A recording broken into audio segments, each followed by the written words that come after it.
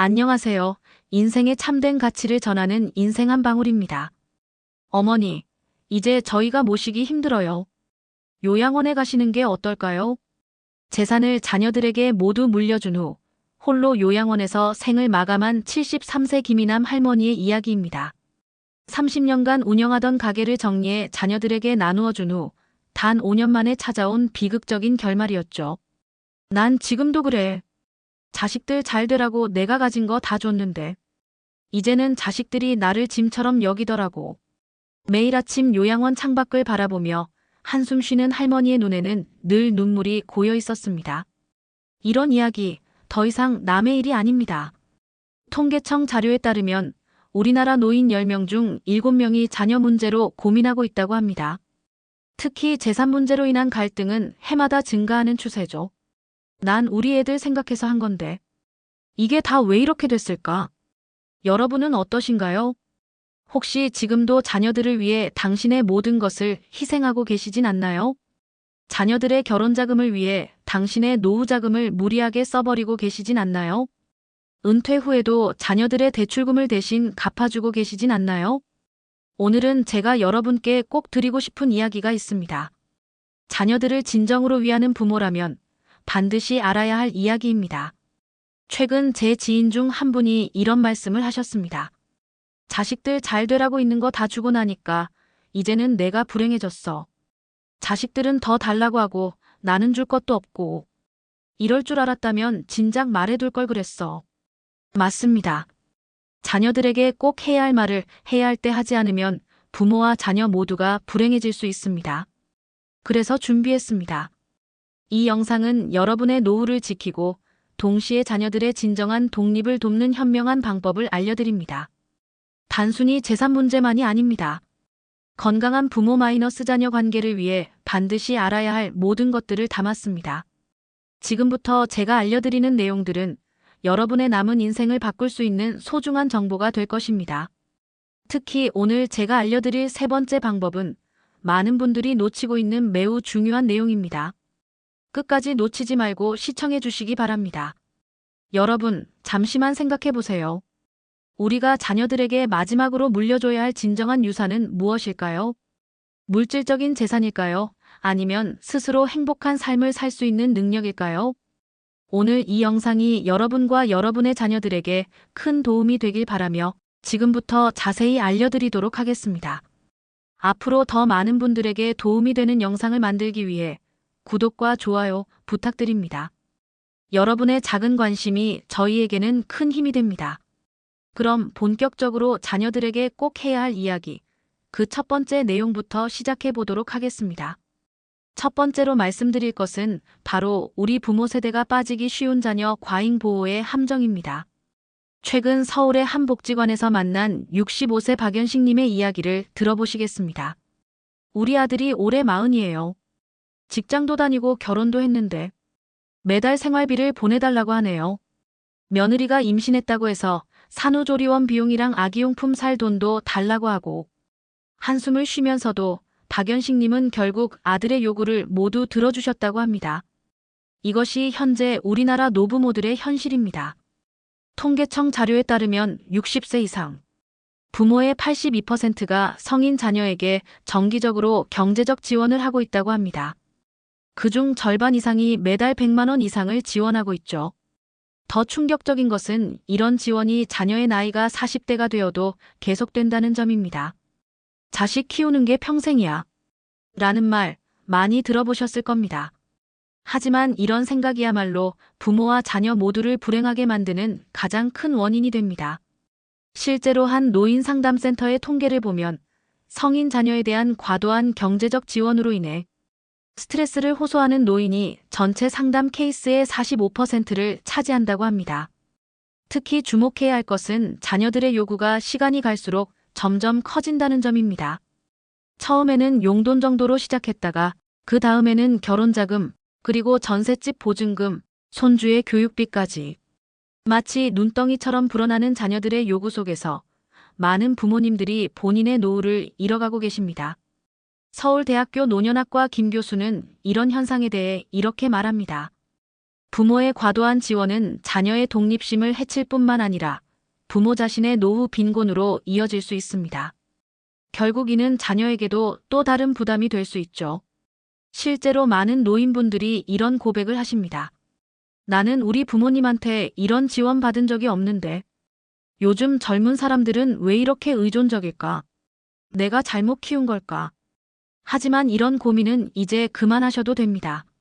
지금부터 제가 알려드릴 내용들은 이런 악순환의 고리를 끊을 수 있는 확실한 방법입니다. 특히 두 번째로 말씀드릴 내용은 많은 부모님들이 놓치고 있는 매우 중요한 포인트입니다. 바로 우리가 자녀들에게 진정으로 물려줘야 할 것이 무엇인지 그 해답을 담고 있기 때문입니다.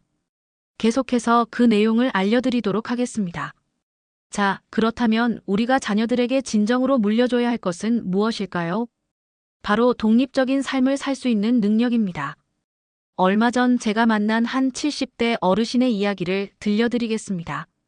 난 우리 자식들한테 돈 한 푼 안 줬어요. 대신 이렇게 말했죠. 너희들이 스스로 돈을 벌어서 집을 살 때까지는 시간이 걸리겠지만 그게 진정한 행복이다. 그리고 엄마 아빠는 그동안 우리의 노후를 위해 돈을 모으고 있을 테니 나중에 너희들한테 짐이 되지 않을 거다.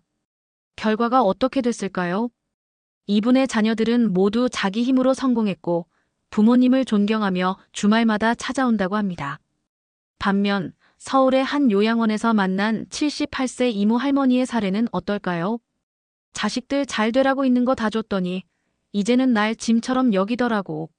내가 아프니까 요양원에 맡기고 한 달에 한 번도 안 찾아와. 이 두 사례의 차이점이 보이시나요? 자녀에 대한 과도한 지원은 오히려 독이 됩니다. 전문가들은 이것을 과보호의 역설이라고 부릅니다. 여기서 꼭 알아두셔야 할 것이 있습니다. 첫째, 자녀의 도전과 실패를 막는 것은 성장의 기회를 빼앗는 것입니다. 둘째, 부모의 과도한 재정적 지원은 자녀의 자립심을 해칩니다. 셋째, 본인의 노후를 희생하면서까지 하는 지원은 결국 자녀에게 더 큰 부담이 됩니다. 그래서 지금부터 여러분께 구체적인 실천 방법을 알려드리겠습니다. 우선 자녀들과 만나서 이렇게 이야기를 시작해보세요. 우리가 너희들에게 해주고 싶은 말이 있어. 이때 가장 중요한 것은 바로 분명한 경계선을 그어주는 것입니다. 예를 들면 이렇게 말씀하세요. 앞으로는 너희들의 인생이야. 우리는 너희들을 믿는다. 실수를 하더라도 그건 너희들의 몫이고 그걸 통해 배우는 것도 너희들의 몫이야. 대신 우리도 이제는 우리의 노후를 준비해야 해. 여기서 많은 부모님들이 걱정하시는 게 있습니다. 그렇게 하면 자식들이 서운해하지 않을까? 냉정한 부모라고 생각하지 않을까? 걱정하지 마세요. 오히려 자녀들은 이런 부모님을 더 존경한다고 합니다. 한 연구 결과에 따르면 부모의 분명한 태도가 자녀들의 독립심과 자존감을 높인다고 합니다. 특히 주목할 만한 것은 이런 대화를 나눈 가정의 87%가 부모 마이너스 자녀 관계가 더욱 돈독해졌다는 점입니다. 여기서 꼭 기억하셔야 할 것이 있습니다. 이제부터 말씀드릴 내용은 더더욱 중요한데요. 자, 이제부터가 정말 중요합니다. 바로 여러분의 재산을 어떻게 관리할 것인지에 대한 구체적인 계획입니다. 서울에 사는 67세 정모님의 사례를 보시겠습니다. 작년에 큰 결심을 했어요. 남편과 상의 끝에 집을 주택연금으로 전환했죠. 자녀들을 모아놓고 이렇게 말했습니다.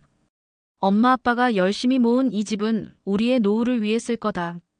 너희들에게 유산으로 남겨줄 생각도 없고 그럴 필요도 없다. 대신 우리가 살아있는 동안은 절대 너희들에게 짐이 되지 않을 것이다. 처음에 자녀들의 반응이 어땠을까요? 물론 처음에는 충격을 받았다고 합니다. 하지만 시간이 지나면서 오히려 부모님을 더 존경하게 됐다고 하네요. 이게 바로 현명한 부모의 선택입니다. 여기서 반드시 기억하셔야 할 세 가지 원칙이 있습니다. 첫째, 본인의 노후 자금은 반드시 연금 형태로 만들어야 합니다. 매달 나오는 안정적인 수입, 이것이 독립적인 노후 생활의 기본이 됩니다. 둘째, 자녀들에게 줄 수 있는 금액의 한계를 미리 정해두어야 합니다. 예를 들어 대학 졸업까지만 지원하겠다 또는 결혼 자금의 50%까지만 지원하겠다 이런 식으로요. 셋째, 이런 원칙들은 반드시 문서로 만들어 두세요. 구두로 한 약속은 시간이 지나면서 왜곡될 수 있습니다. 특히 요즘처럼 부동산 가격이 높은 시대에는 더욱 분명한 원칙이 필요합니다. 집 한 채 정도는 물려줘야 하지 않을까? 전세 자금이라도 도와줘야 하지 않을까? 이런 생각들, 이제는 과감히 버리셔야 합니다.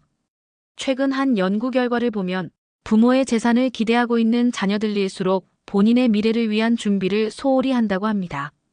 실제로 부산의 한 은퇴교육센터에서 만난 72세 김모님은 이런 말씀을 하셨습니다. 우리 큰아들은 내가 아파트를 물려줄 거란 생각에 저축도 안 하고 카드빚만 쌓아가고 있더라고요. 그래서 결단을 내렸죠. 집을 주택연금으로 전환하고 그 사실을 자녀들에게 알렸어요. 그 뒤로 아들의 생활이 180도 달라졌어요. 이제는 본인 앞가림은 본인이 알아서 하더라고요. 여기서 또 하나 중요한 점이 있습니다. 바로 이런 결정을 언제 해야 하느냐는 것입니다. 많은 분들이 자녀들이 어느 정도 자리 잡을 때까지 기다리려고 하시는데 이것이 가장 큰 실수입니다. 전문가들은 이렇게 조언합니다. 늦어도 자녀가 대학을 졸업할 때쯤에는 이런 원칙들을 세우고 알려야 합니다. 그래야 자녀들도 본인의 인생을 스스로 설계할 수 있습니다. 자, 그렇다면 이제 구체적으로 자녀들에게 어떤 말을 해야 할까요? 이제부터 제가 알려드릴 내용은 자녀들과의 대화에서 꼭 필요한 결정적인 말들입니다. 먼저, 대구에 사시는 이모님의 성공 사례를 들려드리겠습니다. 작년 추석, 자녀들이 다 모였을 때였어요. 저녁 식사가 끝나고 티타임을 가지면서 이런 이야기를 했죠. 엄마 아빠가 오늘 너희들에게 꼭 하고 싶은 이야기가 있어. 우리가 지금까지 너희들을 위해 최선을 다했지만 이제는 우리의 남은 인생도 소중하단다. 우리도 이제 준비를 해야 할 것 같아.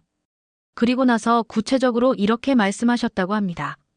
첫째, 이제부터 우리의 재산은 우리의 노후를 위해 쓸 거야. 둘째, 너희에게 물려줄 유산은 없다고 생각하고 살았으면 좋겠어. 셋째, 우리가 아프거나 하더라도 너희에게 부담을 주고 싶지 않아.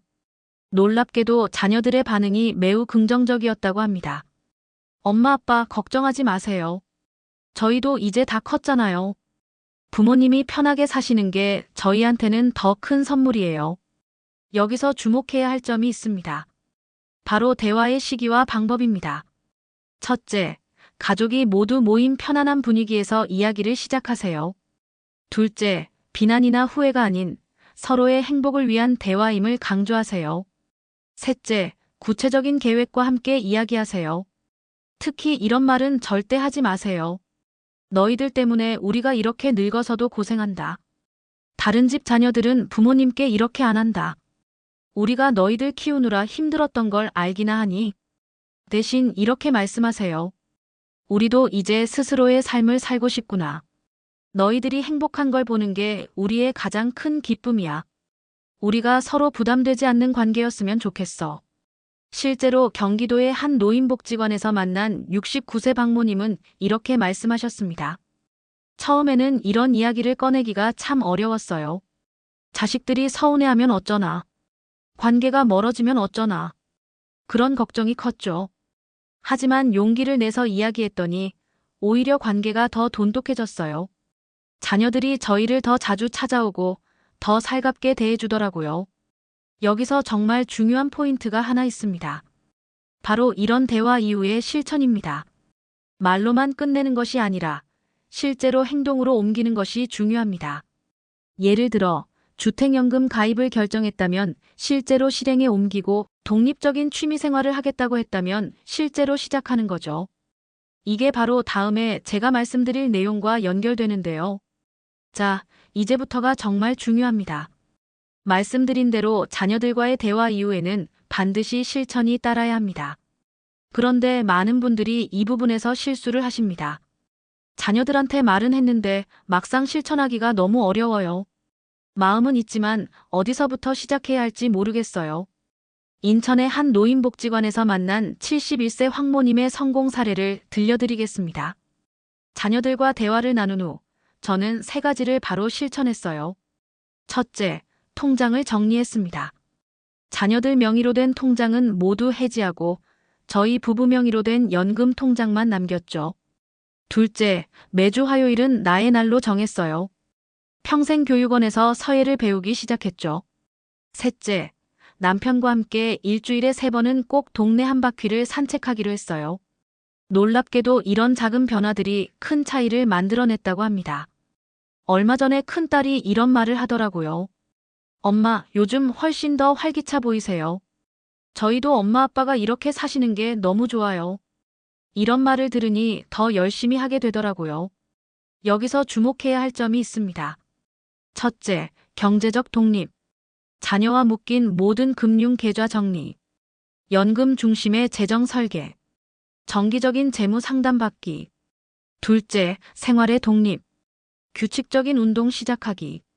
새로운 취미 만들기. 자신만의 시간 확보하기. 셋째, 관계의 독립. 자녀에게 의존하지 않는 일상 만들기. 또래 친구들과의 모임 참여. 지역 사회 활동 참여하기. 특히 부산의 한 은퇴교육 전문가는 이렇게 조언합니다. 독립적인 노후를 위해서는 반드시 건강한 이기심이 필요합니다. 자녀를 위해 본인의 모든 것을 희생하는 것은 결코 좋은 부모가 아닙니다. 오히려 스스로 행복한 삶을 사는 모습을 보여주는 것이 자녀에게 줄 수 있는 가장 큰 선물입니다. 실제로 73세 김모님은 이런 변화를 겪으셨다고 합니다. 처음에는 자녀들 얼굴 보기가 미안했어요. 내가 너무 이기적인 게 아닌가 하는 생각도 들었고. 하지만 시간이 지나면서 달라졌어요. 제가 행복해지니까 자녀들도 더 자주 찾아오더라고요. 이제는 서로 부담 없이 만나니까 대화도 더 즐거워졌어요. 여기서 한 가지 더 아셔야 할 중요한 점이 있습니다. 독립적인 생활을 시작하면서 반드시 챙겨야 할 것, 바로 건강한 거리두기입니다. 엄마, 이제 그만 오세요. 아버지, 저희도 바빠서. 이런 말을 듣고 싶지 않으시죠? 강원도에 사시는 68세 박모님의 사례를 보시겠습니다. 예전에는 주말마다 아들네 집에 찾아갔어요. 손주들 보고 싶다는 핑계로. 어느 날 며느리의 한숨 소리가 들리더라고요. 그때 깨달았죠. 내가 너무 그들의 생활을 침범하고 있었구나. 그래서 박모님은 이렇게 달라지셨습니다. 이제는 한 달에 한 번만 만나요. 대신 그날은 정말 특별한 날이 됐어요. 손주들도 더 반갑게 맞아주고 며느리도 더 편하게 대해주더라고요. 오히려 자주 보지 않으니까 서로가 더 소중해진 것 같아요. 여기서 꼭 기억하셔야 할 원칙이 있습니다. 첫째, 기다림의 미학을 배우세요. 자녀가 연락할 때까지 기다리기. 방문 약속은 최소 일주일 전에 하기. 방문 시간은 이 시간을 넘기지 않기. 둘째, 나만의 시간표 만들기. 평일은 나의 활동에 집중하기. 주말에도 자녀에게 매이지 않기. 봉사활동이나 취미생활로 시간 채우기. 셋째, 건강한 대화법 실천하기. 자녀의 사생활에 대해 묻지 않기. 조언은 요청이 있을 때만 하기. 칭찬과 응원 위주로 대화하기. 실제로 울산의 한 노인복지관에서 만난 72세 최모님은 이런 변화를 겪으셨습니다. 처음에는 너무 외로웠어요. 하지만 시간이 지나니까 오히려 더 좋아졌어요. 자녀들이 먼저 안부 전화도 하고 때로는 깜짝 방문도 하더라고요. 제가 바쁘게 사는 모습을 보면서 자녀들이 오히려 더 자주 찾아오게 된 것 같아요. 특히 주목할 만한 것은 건강한 거리두기를 실천한 가정의 95%가 부모 마이너스 자녀 관계가 개선되었다는 연구 결과입니다. 여기서 중요한 팁을 하나 더 알려드리겠습니다. 바로 전화통화의 기술입니다. 아들아, 엄마야. 이런 식의 시작은 이제 그만하세요. 대신 이렇게 해보세요. 지난번에 말했던 프로젝트는 잘 마무리됐니? 요즘 날씨가 좋은데 주말에 가족들과 어디 다녀왔니? 자녀의 생활과 관심사에 대해 기억하고 물어보는 것. 이것이 바로 현명한 부모의 대화법입니다. 73세 김모 씨는 용기를 내어 조그만 도약을 만들었습니다. 70세에 수채화를 시작했어요. 처음에는 자녀들이 걱정했죠. 엄마, 그 나이에 무슨 그림이에요? 하면서요. 하지만 5년이 지난 지금, 저는 동네 문화센터에서 강사로 활동하고 있어요. 제 수업을 듣는 60대 수강생들도 있답니다. 이게 바로 진정한 인생 이막의 모습입니다. 여기서 꼭 기억하셔야 할 3가지 원칙이 있습니다. 첫째, 배움에는 끝이 없다. 스마트폰 활용법 배우기, 외국어 공부하기, 악기 배우기, 미술 또는 공예 시작하기. 둘째, 몸을 움직여야 건강하다. 매일 30분 이상 걷기, 스트레칭 습관화하기, 근력 운동 시작하기, 수영이나 요가 배우기. 셋째, 경제적 자립이 기본이다. 매달 고정 지출 계획 세우기, 비상금 통장 만들기, 연금 수령액 확인하기, 재테크 공부하기. 특히 광주의 한 노인 대학 교수는 이렇게 말씀하십니다. 노년기의 삶의 질은 결국 자기 투자에 달려 있습니다. 자녀에게 모든 것을 투자하는 대신 자신의 건강과 취미, 배움에 투자하는 분들이 훨씬 더 행복한 노후를 보내십니다. 이것은 단순한 이론이 아닙니다. 서울의 한 연구소가 1000명의 노인을 대상으로 조사한 결과 자기 개발에 시간과 돈을 투자하는 노인들의 삶의 만족도가 그렇지 않은 노인들보다 3배 이상 높았다고 합니다. 실제로 67세 김모님은 이런 변화를 경험하셨습니다. 처음에는 수영장 가는 게 무서웠어요. 나이 든 사람이 무슨 하는 생각도 들고. 하지만 6개월이 지난 지금 저는 매일 아침 수영장에 갑니다. 허리 통증도 사라졌고 새로운 친구들도 생겼어요.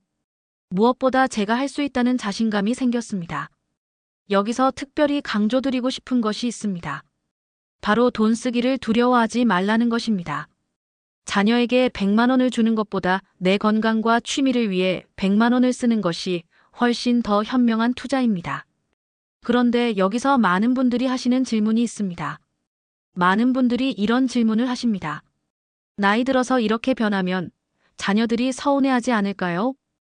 혹시 자식들이 저를 이기적이라고 생각하면 어쩌죠? 이런 걱정 충분히 이해합니다. 하지만 현실은 정반대입니다. 서울의 한 가족상담센터에서 진행한 연구 결과를 보시면 부모의 독립적인 생활이 자녀들의 존경심을 높인다는 사실이 밝혀졌습니다.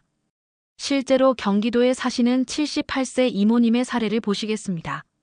작년에 큰 결심을 했어요.